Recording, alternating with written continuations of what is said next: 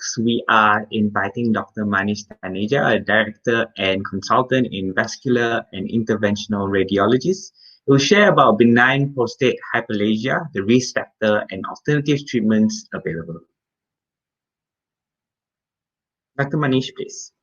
Good afternoon. Thank you everyone for joining us. So today I will be talking after this Dr. Lim's talk. I will now talk to you about this new technique for treating prostate issues of prostate artery embolization. Now, what is prostate artery embolization? This is one of the latest minimally invasive treatment technique to treat patients with symptoms related to large prostate. As we know, prostate disease is something which is usually a benign condition, but it can be a big problem, as Dr. Lim discussed earlier in the previous talk. The major symptoms are urinary problems, and it's a very, very common benign condition affecting men. Traditional treatment used to be benign. For traditional treatment used to be TURP, that has already been discussed.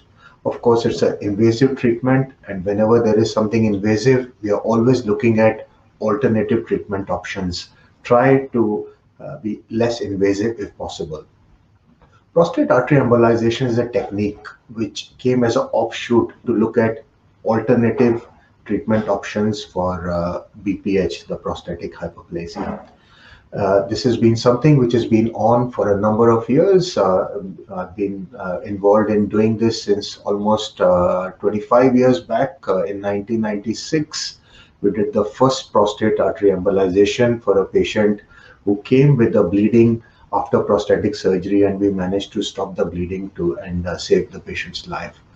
Based on that, then we started thinking, what are the other techniques? Can this be used as a primary technique to shrink the prostate gland?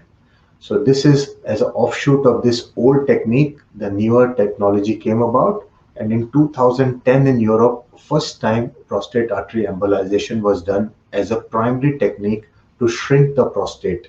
So what does the technique really involve? It basically involves shrinking the prostate gland by cutting down the blood supply very selectively into the prostate by getting into the arteries, blocking the blood supply only in the affected part, which is causing the symptoms, and shrink the prostate gland.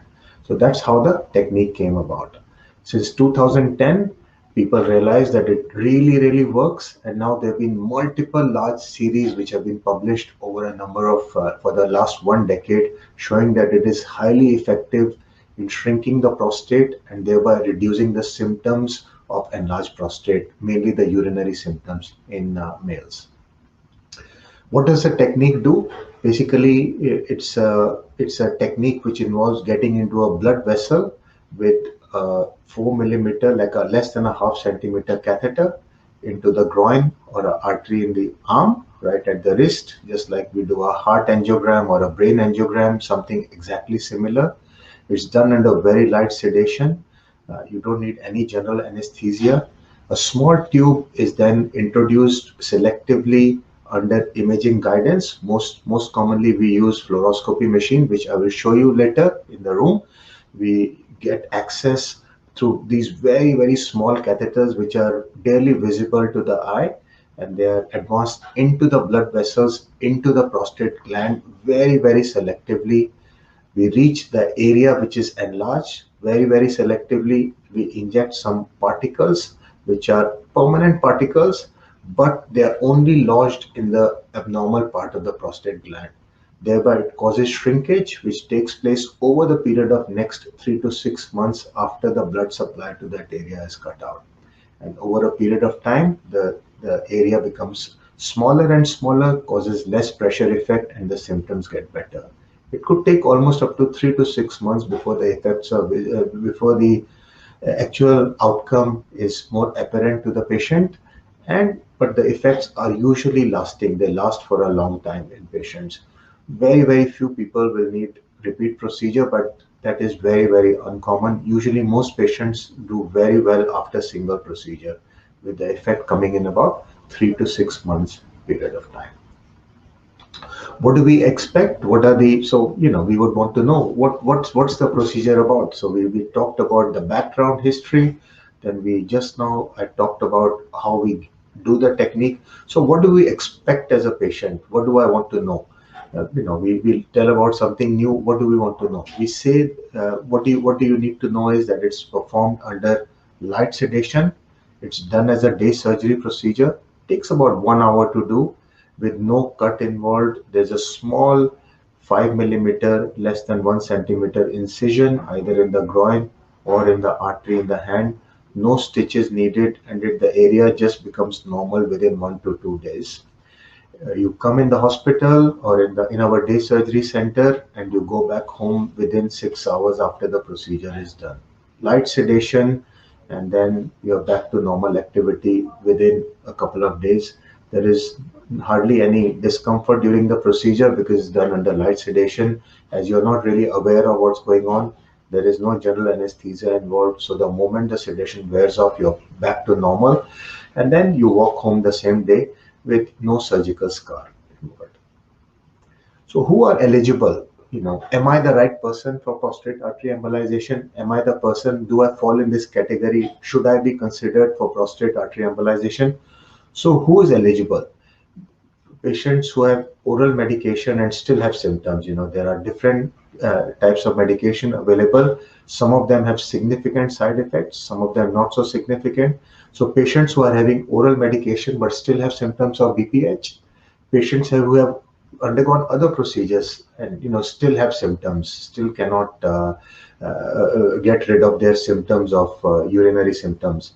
Patients who are not suitable for TURP because of bleeding risk. Patients who want to maintain their urinary continence and sexual potency, which is side effect for TURP, and patients who want to avoid invasive surgery. Now I'll be handing over to I will be taking you for a walk around to see our facility, how we do the procedure, and what does it involve, and what's done over there. Followed by Dr. Ben will be talking about the next topic. Thank you.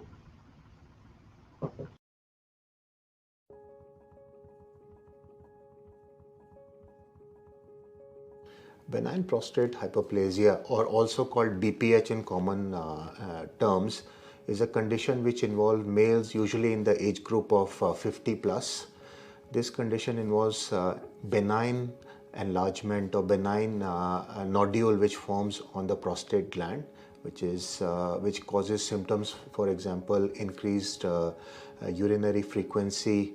You have a more urge to pass urine but cannot complete the process, and have inability to completely pass the urine, or with poor stream. So it's a common condition which is something which is very debilitating for a number of males in their age group after 50 years of age. BPH is commonly diagnosed by based on history, clinical examination, which we do when the patient comes and sees us with history of difficulty passing urine, multiple urges to pass urine, or incomplete bladder emptying.